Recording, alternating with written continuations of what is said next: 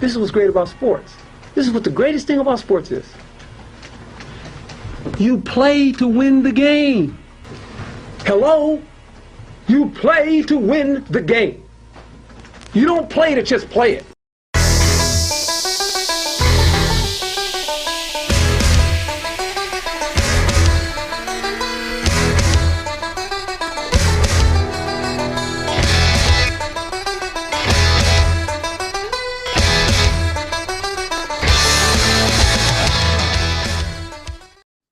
Sunday Surefire Podcast. I'm your host, the Commish. Joining me today is the co-host, Aaron Downtown Brown. Hey. And the other co-host, the one and only Ethan Weaver. What's going on? How we doing? We are doing. It's draft season. Peak draft season is right here. This is what we prepare for all year round. And so now it's time to share with the listeners what we've learned.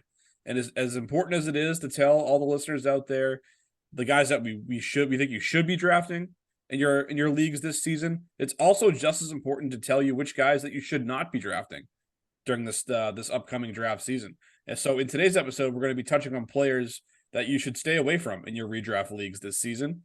Keep in mind that this does not mean that we hate these players or we don't think that they'll be productive at all. But based on where they're being selected, we feel that they just won't quite return appropriate value. And, therefore, they'll be picks that you regret making at their current draft cost.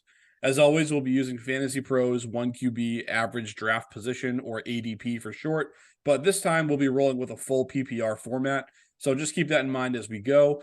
We did decide that off the top, we're going to talk about some, at least a couple well-known players. So just know that these are guys that are going to be going early on in your drafts that you should avoid taking at their current position. So without any further ado, let's just dive right into it here. So Aaron, let's start with you, my man. Who do you want to talk about first for players to avoid during the 2023 redraft season? Well, I'll kick it off here. I'm gonna look through a lens that I'm starting kind of mid-round in my redraft here.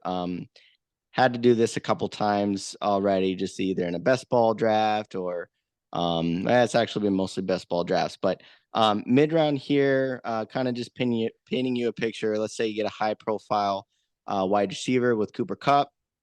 On the turn, you got Tony Pollard. And then, okay, now this is the point you're kind of stuck. What direction do I want to go? Do I want to get, kind of beefed up at wide receiver? I'm kind of looking at ADP. I'm kind of looking at this 29th player. Because we all know we're not all just robots. We don't just go next available on the board. If you want to kind of cancel out some wide receivers, T. Higgins is at 29 spot. Just kind of bouncing it back over to you guys real quick. Would you rather have a team that's Cooper Kupp, Tony Pollard, and your boy Ramondre Stevenson this year, or Cooper Kupp, Tony Pollard, and T. Higgins? I take the Ramondre team there. Like same here. Give me my boy Ramondre all day there. Exactly. That's kind of what I'm thinking here too. You're kind of getting a well balanced lineup to start your draft off. Kind of have another guy later that you can get. So where if you're kind of kicking yourself, if you kind of wanted a wide receiver there and you did go towards running back, as we know there's injuries in that position and whatnot. I did want to call out a guy you can get as your fourth piece there, and that's your boy at 53. You can end up getting Jerry Jeudy. So I don't know about how you guys would feel about that team, kind of starting mid-round, middle of the pack. But yes, you would have to pass on T. Higgins, but I feel that, passing on him, getting Ramondre, and then ending up with Jerry Jeudy would be a perfect start to my draft. So that's one of the guys that I'd have no problem. I'd have no problem skipping. I'd also even reach and grab Amari Cooper if I was really hungry for a wide receiver as well. Where I know we were joking about that pre-show that I kept bringing his name up, but I've also reached on Cooper this year, but I'm out on T. Higgins he's definitely on my do not draft list this year. Yeah, I'm not a big T Higgins guy either. I just think at wide receiver 14, you're drafting him at his absolute ceiling. He's never eclipsed wide receiver 18, which was last year. I just think T Higgins is a player in that range. I would rather go, as you alluded to, running back, taking a guy like Ramondre Stevenson, and then drafting a guy like Jerry Judy later. I just don't see wide receiver 14 upside in T Higgins. I guess week to week, obviously, he has wide receiver one upside. I just don't think he can give you that consistently, which is why I think I'd rather go in a different direction in that round. I'm in agreement on that too. T. Higgins is one of these players that he's a big name. He's a player that fantasy football fans know. He probably a sexy guy to draft, but the production just hasn't matched up with the draft position that he's going in. So for all those reasons that you guys mentioned, I would also agree. I would stay away from T. Higgins in this range of the draft. Aaron, is there any other points you want to bring up on Higgins before I go to my high profile name? No, I mean, I know sometimes you're just in a fork in the road. You're trying to figure out which way to go. I think it's important to kind of look ahead in your drafts and see who you can, if you got to skip on a position, see who you can get in another in that same exact position in the next round. And for me, I was happy. I would be happy with Judy. So that's my thinking there. Well, there you go, my man. I won't talk you out of it. I'm in complete agreement on that one. And my guy I'm going to bring up here is another player that he's been not just good for fantasy, he's been great for fantasy in the past. That's Derrick Henry, who has an ADP of 16 overall, good for RB6 off the board. And this one hurts just because he has been just a catalyst of so many good dynasty teams over the years. But in the early part of the second round, I just can't get on board with him this season. As much fun as it is to watch Henry like beat up on defenders, it's a tough way to make a living. And it's just the type of volume that Derrick Henry sees is not the type that I want in full PPR formats. As great as it is for to target running backs who touch the ball a ton, Henry really doesn't catch a lot of passes. And remember, this is a PPR scoring format that we're talking about here, a full 1 point PPR. So in his 7-year career, he's only once caught the ball 20 or more times in a season. And he really is kind of a sneaky 2-down grinder that really is more TD dependent than you might think that he is. In 6 games that he was held scoreless in 2022, he finished outside the top 12 scoring running backs in those weeks. So while he'll have a game log of something like 20 carries for 110 yards, it looks great. But when you're only adding one catch on top of that, you're coming away with like 12, 13 or so points in those weeks. And granted, that is a pretty safe floor for a guy who didn't score a touchdown that week at the running back position. But this is the range of the draft where I want guys who aren't going to be necessarily TD reliant to make their day. There's just too many other guys going after him that I'd rather have on my team at cost. At the running back position, I'll take a guy like Tony Pollard there, who's a dual threat guy who will catch passes. I'll take the risk on guys like Josh Jacobs or Jonathan Taylor, both of which currently are involved in disputes with their team over contracts. But I'm confident both those guys are going to be back and ready to go, especially Jacobs, for week 1. And if I'm taking a receiver there, I'd rather take Amon-Ra St. Brown or Garrett Wilson, guys that I know are going to be target hogs on their team. And, the last point here, Aaron started off asking us a couple of questions here, so I'll toss one right back at you guys. And, PFF, Pro Football Focus, so we reference them a lot on the show here. Every year they come out with offensive line grades where they project these lines to stack up against each other. Do you guys want to take a stab at what number PFF has ranked the Titans offensive line heading into 2023? 26. I was going to say 22. Okay, so you're both giving them too much credit there. PFF has them ranked 32nd, aka Whoa. dead last in the NFL. And by my calculations, it's last. Yeah. Yeah. There is not a 33rd team in the NFL quite yet. If there is, we'd like to own it, Sunday Surefire. But those plans are not imminent by any means. So we're talking about a unit here that is going to be likely in the bottom 5 or so of the league based on those metrics. And so we have a 2-down dependent back who, as good as he is at making guys miss and hitting those home runs, he's fun to watch. But like if he's relying on his offensive line as well, and if they're not getting that push up front, then I don't see too much greatness coming out of this ADP here at 16 overall. Ethan, what are your thoughts on that? I agree completely. He's actually a guy I wanted to bring up in this episode. And you just got to ask the question, when will the wheels finally fall off for Derrick Henry? And it might not be this year, but he is playing in his age 29 season. I mean, Derrick Henry, he's obviously just been an absolute workhorse through his obviously his age 27, 28 season. He's no signs of slowing down.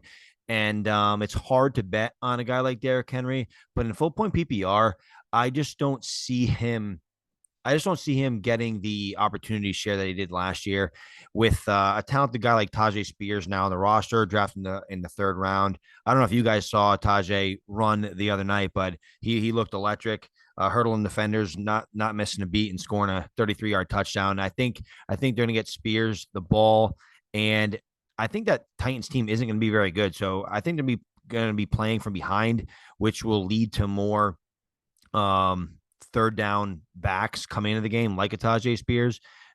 And I just think Derrick Henry isn't going to keep his 67.1% snap share, which was number 8. He had an opportunity share of 83%, which was number 2.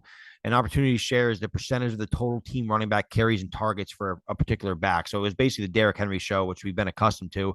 And he was number 1 in carries with 349. He also had 41 targets, which is number 26, and 398 receiving yards, which was number 9, which was actually a little surprising.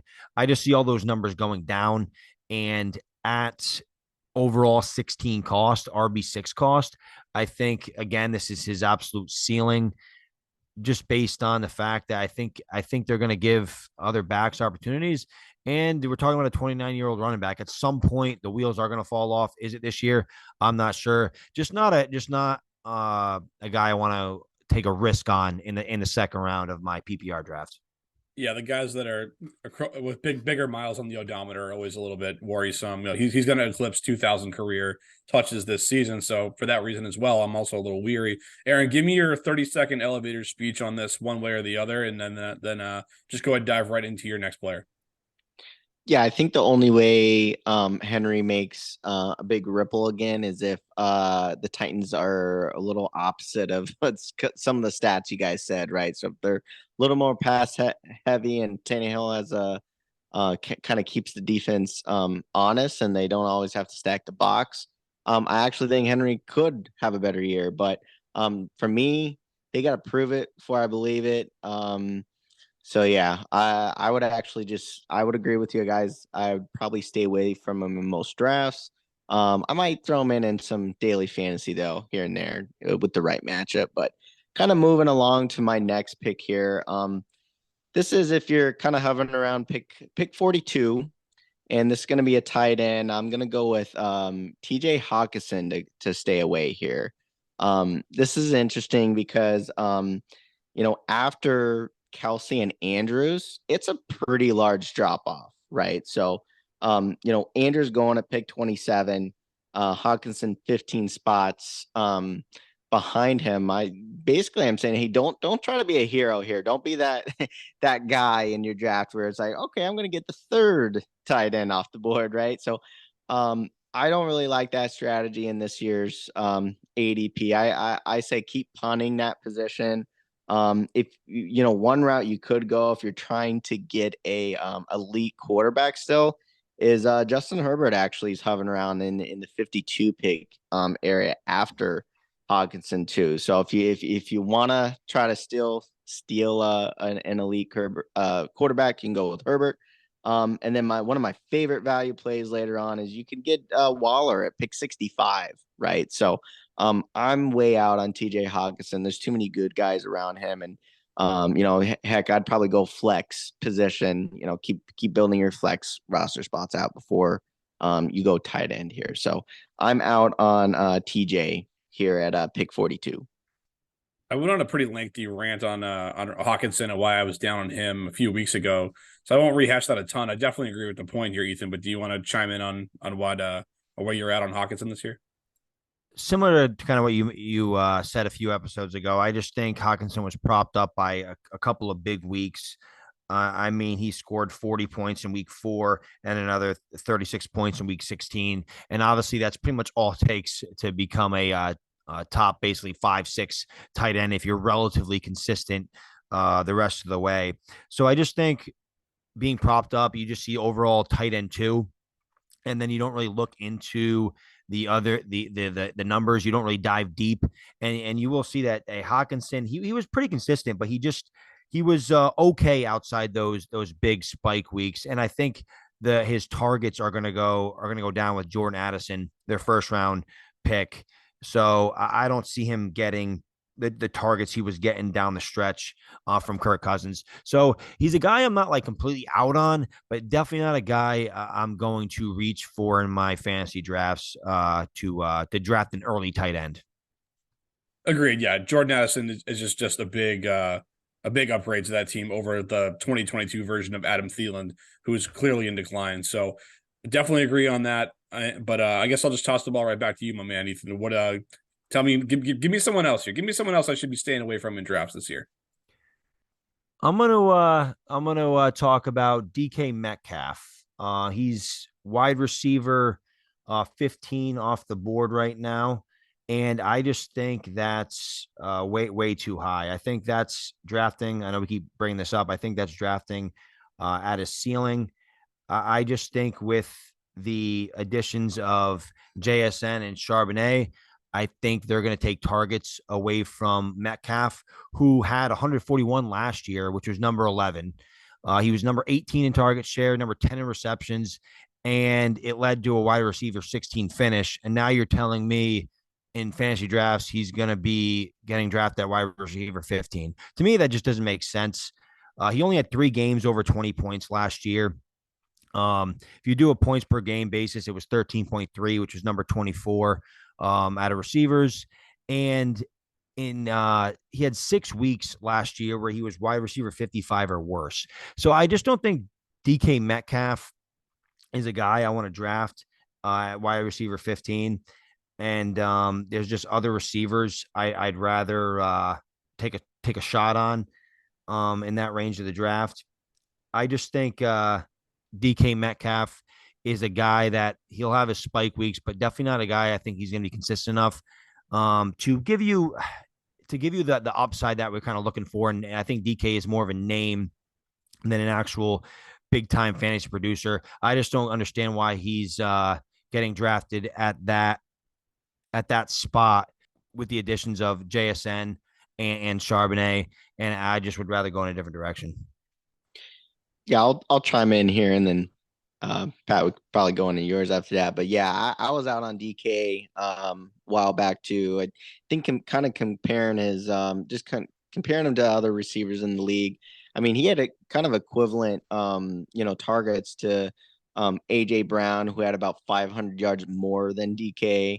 Even Devontae Smith, the number 2 in Philly, scored more fantasy points from than DK as well, right? So I definitely don't know where this step is coming from, especially as you said, as they add weapons. Maybe they kind of going with the fact that we think Geno's going to keep getting better from last year to this year, but I think just those statistics alone just kind of show you what they do in Seattle, right? Like they kind of have conservative plays, and yes, as you said, you're going to get his flashes, maybe a 40-yard touchdown where he beats his defender on a one-on-one coverage or something like that. But I think just week in, week out, his stats they're like, it's like the 8 to 12 range fantasy points per game. And I'm kind of looking into, the 15 to 18 points per game if I want a big boom player. So that's my thoughts on DK. Another clean sweep for us here. I'm out on DK at this current draft cost as well. As good as that dude looks in pads and as scary as he is to line up against, no doubt. It's just the price point's just a little bit too high for me as well. So I completely agree on that. I'm going to stick with the wide receiver position for my next player, and that's going to be George Pickens of the Pittsburgh Steelers. ADP is 81, WR 34 off the board. And when scrolling through this list of in ADP to find guys who are a little bit overvalued, this one kind of just jumped off the page at me right away. And others wouldn't necessarily agree with that. I mean, Pickens kind of is this polarizing player in fantasy circles where either you like him or you really don't like him. And I'm in the latter camp on that front. And it's as cool as it is to see all these highlight catches of him going up and mossing a defensive back in practice or even in games at some points as well. That's fun to see and all that, but You know what I prefer my receivers? Like, call me crazy. I prefer that my wide receivers get away from those defensive backs and get open once in a while here. And that's something that he's really kind of struggled with here early in his career. If you look at 2022, he was WR 91 in route win rate and WR 95 in separation versus man coverage. So he's really not getting much separation from these defensive backs in man. And I'd feel a little bit better about Pickens as a jump ball specialist if he was tied to a more dynamic passing offense. But that's just not really the case here. In 2022, Kenny Pickett ranked just 22nd in the league in pass attempts among qualified starters last year. So this team does want to pound the ball. They've always kind of had at least somewhat of that identity under Mike Tomlin that they want to run the ball. They have Najee Harris coming back healthy. They beefed up the offensive line. And they also have Jalen Warren working into the mix too. So you know those guys are going to be active and involved. And as I've stated in the past, the wide receiver position to me is just very deep this year. The guys going after him in ADP that I prefer over Pickens straight up include guys like Hollywood Brown, Jackson Smith and Jigba, Jordan Addison, Jahan Dotson, Traylon Burks, and even Courtland Sutton. I'd rather take a redemption shot on than before I look at George Pickens. And especially when you factor in full PPR scoring format, you have a guy who's linked to an offense that's not going to throw it a ton, and a guy who doesn't get away from defensive backs when he has the opportunity to. So all that said, I'm more than comfortable ranking Pickens outside my top 40 receivers in 2023. Ethan, you coming on this ride with me, my man? Or are you gonna push back on this one? I don't think Pickens' price tag of wide receiver 34 is egregious.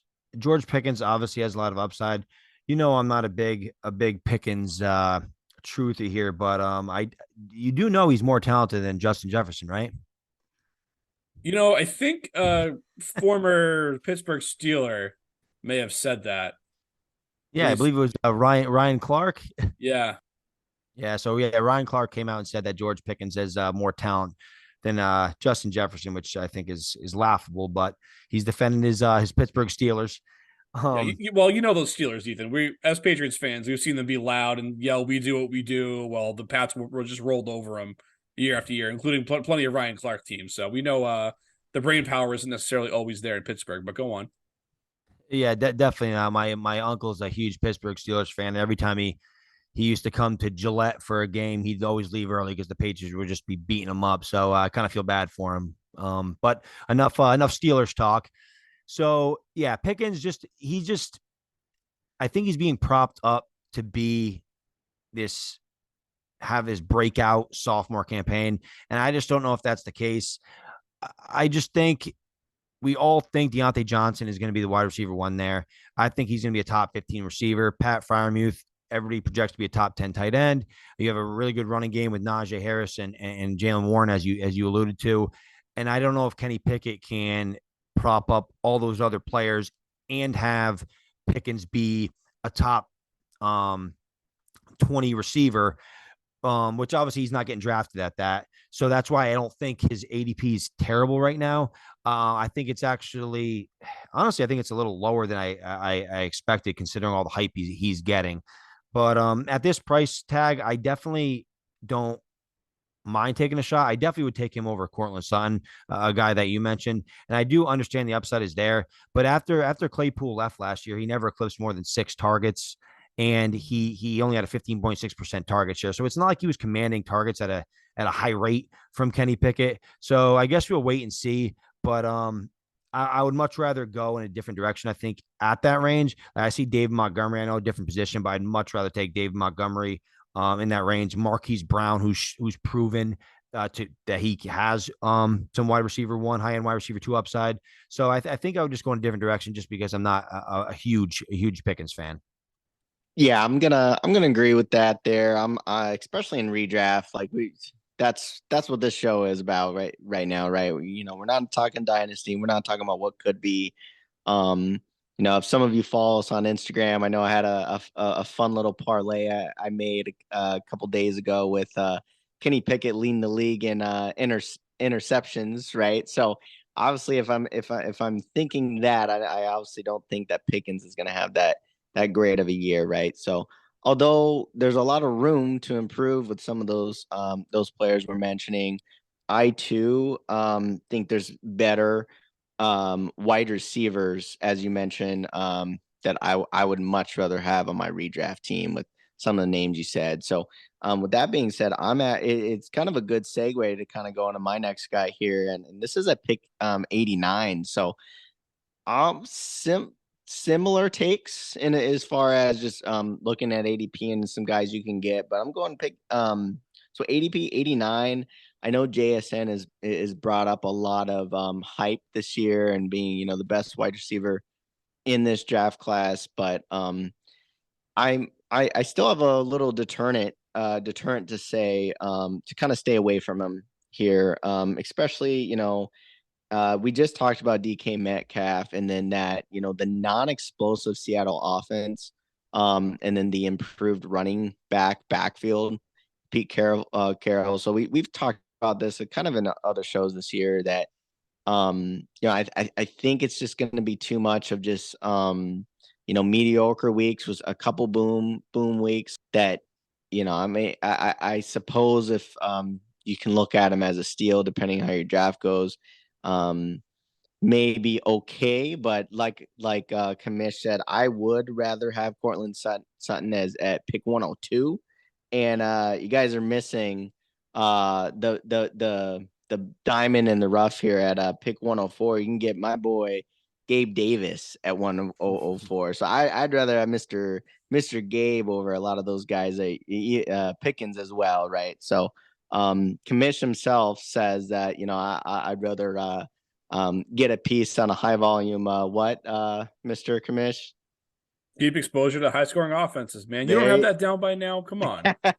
There you go. Thanks for refreshing my memory. So just remember, you said that, not me. So that means you like Gabe Davis, not me over here. So, but yeah, that's exactly what Gabe would be over at JSN. So 10 times out of 10, I'd rather have Gabe over JSN this year. So I'm out on JSN in redraft.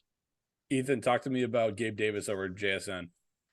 I mean, if this is best ball, I think I may lean into Gabe Davis a little bit, but JSN, I just love the unknown with him. I think he has a chance to carve a big role in that Seattle Seahawks offense. And at wide receiver 36, it's not a crazy expensive price. He had a pretty good preseason game the other night. He had three for 58, which is it's pretty good for a rookie. He led all receivers, I believe, with that yardage. But unfortunately, he just fractured his wrist, so he may be on the pine for 3 to 4 weeks. So we'll see what that does to him. Obviously, it's tough missing time as a rookie, but I do love the upside with JSN, and like I said, that unknown. If he can break in the league like some of these other rookie receivers over the past few years, he could be an absolute steal here. But it's I mean, Gabe Davis is the wide receiver 2 in Buffalo. He's always going to have his spike weeks, but I still think I would lean JSN just because of the unknown upside, where we kind of see what Gabe Davis has been over the last couple of years. But I don't think JSN is a terrible pick at this point in the draft. I mean, you're starting to see guys like Jahan Dotson, Jordan Addison, Brandon Cooks, Treylon Burks all behind him. And I don't think there's any reason why JSN can't compete with them in terms of overall fantasy finish. I think I probably would take Jordan Addison over JSN just because I think he has a better opportunity for targets in year one in a high passing offense in Minnesota. So I probably would go in a different direction, but I don't hate JSN's price. Completely agree on that last point. I was actually about to reference that myself. I think Jordan Addison is the guy behind JSN and ADP at the moment that I would be wanting to select in front of Smith and Jigba, especially now with the injury sprinkled in there too. There's a couple other guys in here you could argue, like Dotson's back and forth. You know, obviously McLaurin got banged up, and Dotson looked really good in preseason on Monday night as well. So maybe those two you could put some argument in there. But I think overall this is a good range for JSN that I would feel comfortable taking him in there. And I know this was not meant to be a Gabe Davis discussion, but Aaron always finds a way. Always finds a way. And Ethan, I have a confession. That's right. Here. Aaron's gonna like this. There's a little bit of movement in the right direction on Gabe Davis happening over here for me. I like it. I love it. I just see big upside outside the top 100 picks, and I'm like, okay, like he's dipped into a range where I might have some exposure to him. So it's Yeah, the perfect upside's because there. he had such the hype train last year. People were drafting him much higher, right? So this is, I mean, yeah, sometimes in fantasy you got to zig when others zag, and I think Gabe's a good story where hurting his ankle, and then we had Josh Allen wasn't really himself last year. So I really think they definitely will be a revamped Bills offense. And with the little rumors that Diggs wants out too, you never know what happens over there in the long run. So, Yeah, Diggs is always yeah, unhappy. yeah, Yeah, you can give Diggs a pile of money and a future Hall of Fame quarterback to play with, and he's like, man, I'm not that happy. I'm all set. Yeah. So who knows where that situation's headed for 2023? You can draft Stephon Diggs and Gabe Davis comfortably at their ADPs and feel good about it. But let's get back to the negativity here. We're not supposed to be saying nice things about guys tonight here. We do that plenty enough around here. So I'm gonna go to my third player here and just bring up. I'm gonna go to quarterback here. Talk about Dak Prescott, Dallas Cowboys, ADP of 84 off the board, which is the end of the 7th round, QB 10 overall, and just some of the things that I've heard out of Dallas recently has me concerned for this passing attack. And I guess maybe this isn't a recent quote, but back in March when discussing former offensive coordinator Kellen Moore's philosophies compared to his own, Mike McCarthy, who's the head coach who's going to be calling plays this season, said, quote, Kellen wants to light the scoreboard up, but I want to run the damn ball so I can rest my defense, end quote. So very much an old school mentality from an old school coach. And that's not at all what we want to hear as fantasy managers, particularly if you have shares of Dak Prescott. So, that being said, Dak is a player that I'll say I don't mind having him on my team overall. And when my final rankings come out, I'm going to have him as a back end QB1, maybe like QB 13 or something at the absolute worst. So QB 10 is not outrageous, but my bigger issue here is taking him in round 7. I'm just not really interested in any of the quarterbacks going in that particular range. And in that spot in the draft, I'd rather be adding flex pieces or just depth in general. Like guys like Hollywood Brown, JSN, Jordan Addison, Dotson, etc. This is just an example of why tier-based drafting is so important. And for redraft purposes in particular, like, is Dak really going to blow up like to the point where the quarterbacks being selected around him in his position, or is he going to just be blowing them out of the water completely? I don't think so. If you look at last year on a per game basis, Tua, Daniel Jones, Geno Smith, Kirk Cousins, they all outscored Dak on points per game last year. And Jones, Smith, and Cousins all come off the board between 18 and 32 picks after Dak is being selected currently. And I haven't even factored in my guy Anthony Richardson into this mix yet, or Aaron Rodgers, who I'm not very high on, but a lot of people in the community are high on a bounce back season for him. So there's a lot of bodies at the quarterback position that you can kind of get away with and feel comfortable about. And so this is just me seeing Dak ranked a little bit too highly from an overall stance, not necessarily from where he's ranked against his peers, but him going in round 7 is just too expensive for my liking. So who wants to dive into my take on the Dallas Cowboys signal caller? Yeah, I couldn't agree more with that analysis of Dak Prescott's ADP. I just don't think there's any reason to draft a guy like Dak Prescott in the 7th round.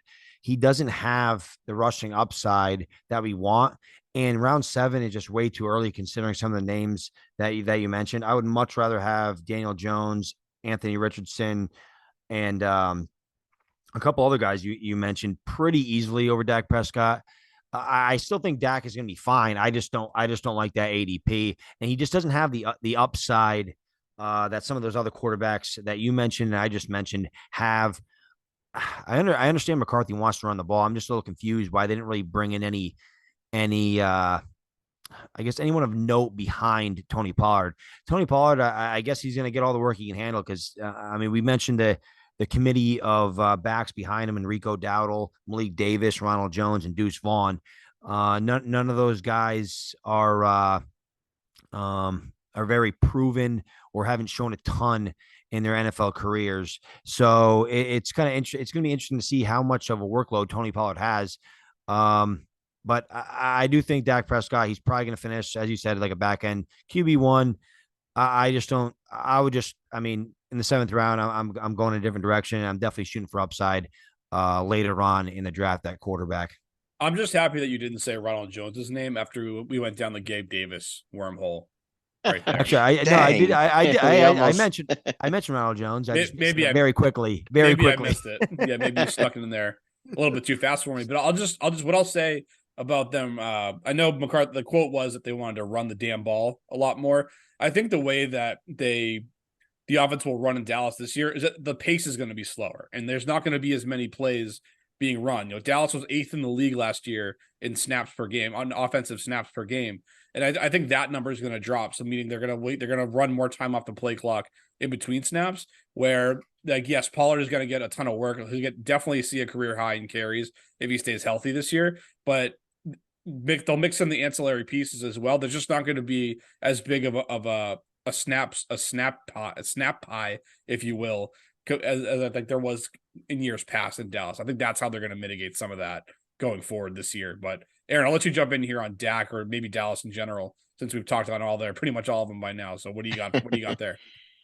I actually may go the other way because I guess if I can talk myself into grabbing Herbert 2 rounds earlier, I could probably talk myself into getting Dak in round 7. I still like to. I know for years, even punting on quarterback or even streaming quarterbacks worked, but there's just so many prolific scoring quarterbacks that if you can get those elites.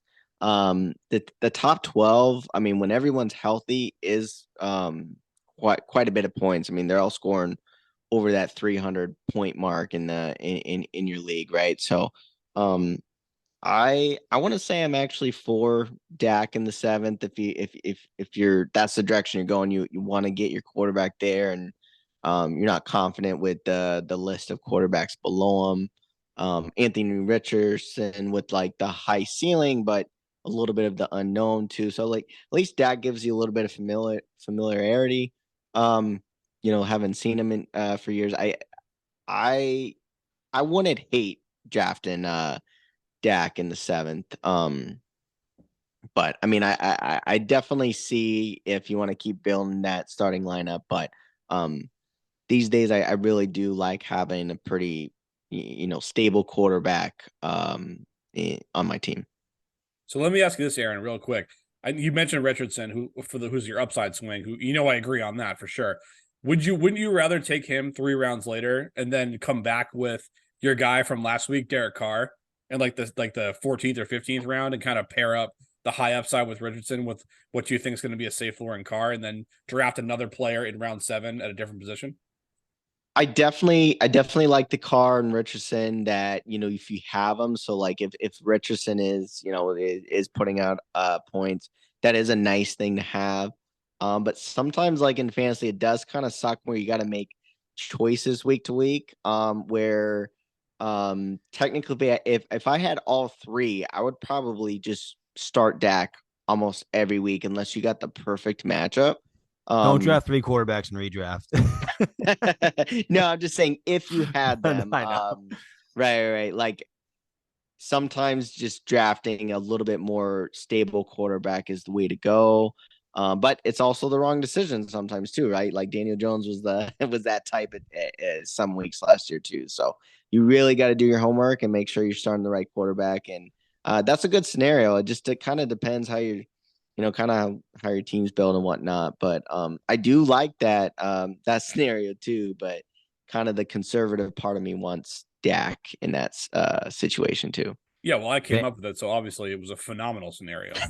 Yeah, the answer should have been yes, Aaron. That was the answer. Yes, I would rather go Rich and Derek Carr.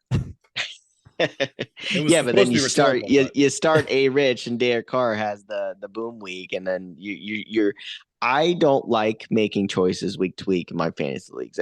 I'd rather just it be a buy that I know who my buy player is for the most part. If you get down in the weeds, like I'm usually not a contending team if I'm stuck with those decisions.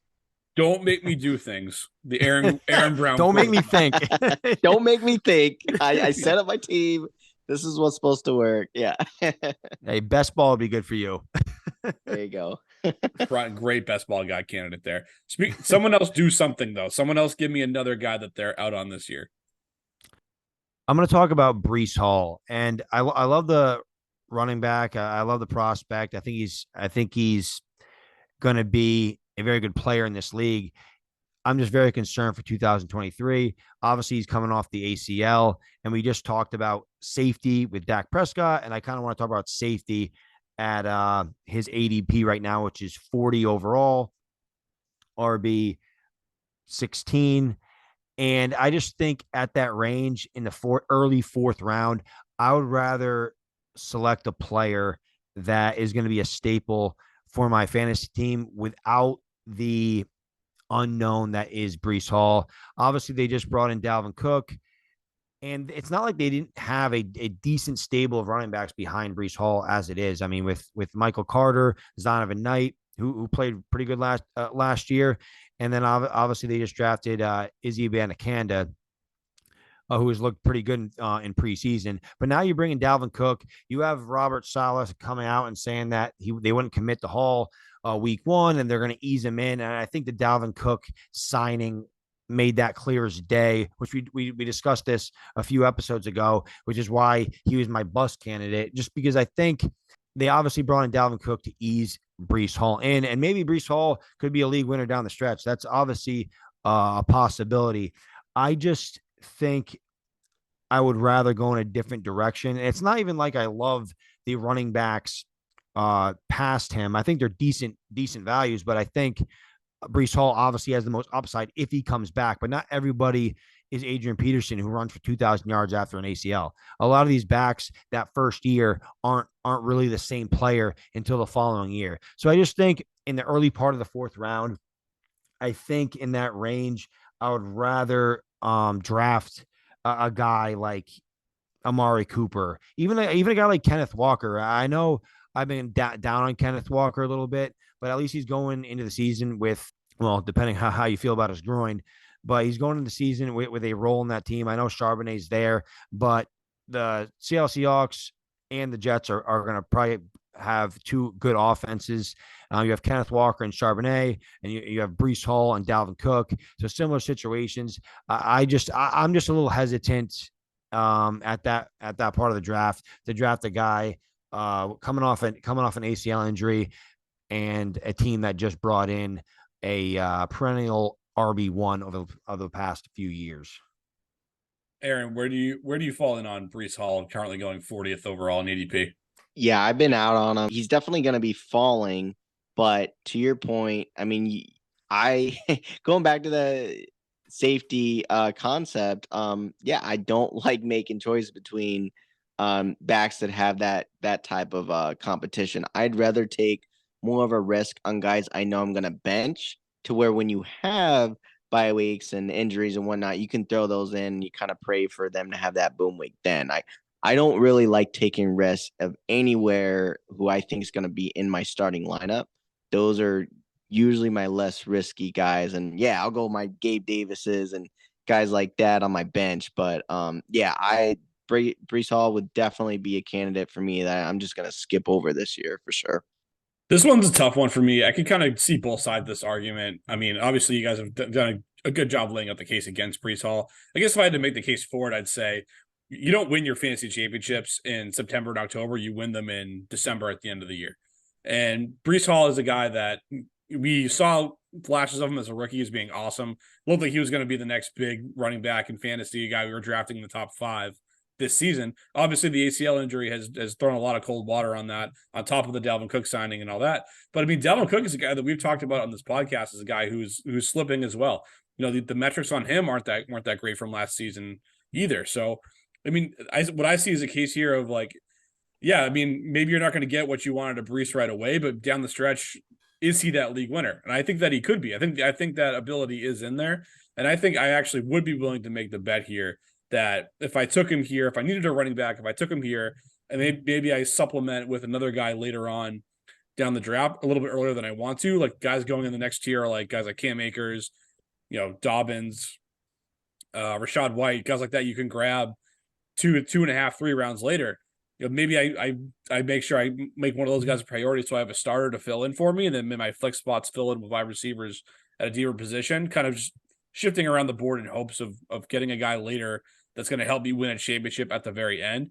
And unlike Aaron, I'll trust my ability to make choices. And and hopefully they pan out for me from week to week while I hold the fort down to get Breece Hall back for what I hope is going to be a long stretch run. So that's just kind of the other side of the coin on the Breece Hall situation. Ethan, it's your guy. I'll give you the last word on him.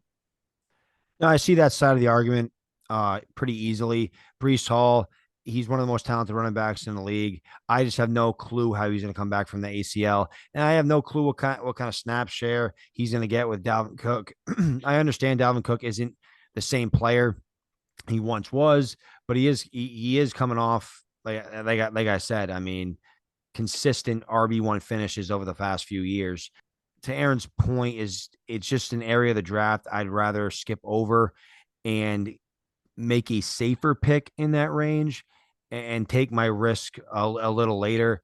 I know you can't win your fantasy championship in the first few rounds, but you can definitely lose it. And if you miss on those key early picks, it really puts you behind the eight ball, unless you obviously hit on a few flyers later in the draft. So just a spot in the draft I'd rather go in a different direction.